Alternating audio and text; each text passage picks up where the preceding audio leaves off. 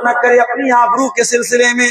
शौहर अगर जो हुक्म दे दे उसके माल के सिलसिले में और उसकी आबरू के सिलसिले में, उसमें शौहर की कोई मुखालफत न करे। ये एक बेहतरीन बीवी का किरदार मेरे प्यारे साथियों अल्लाह के नबी ने बताया है। हमारी माँ और बहनों को इस मेयार पर अपने आप को खरा उतारने की जरूरत है। मेरे भाइयों, शादी ब्याह में आज बहुत सारी गैर इस्लामी रस्म रिवाज है। शादी होती है, रिश्ता तय होता है, उसको हमारे यहां मंगनी की रस्म बोलते हैं। और मंगनी की इस रस्म पर बड़े बड़े फंक्शन हो रहे हैं, बड़े बड़े दावतें और खाने हो रहे हैं। और हम सब जानते हैं कि जब इस तरीके की दावत समाज में आम होती है तो फिर वो एक स्टेटस बन जाता है, एक स्टेटस बन जाता है।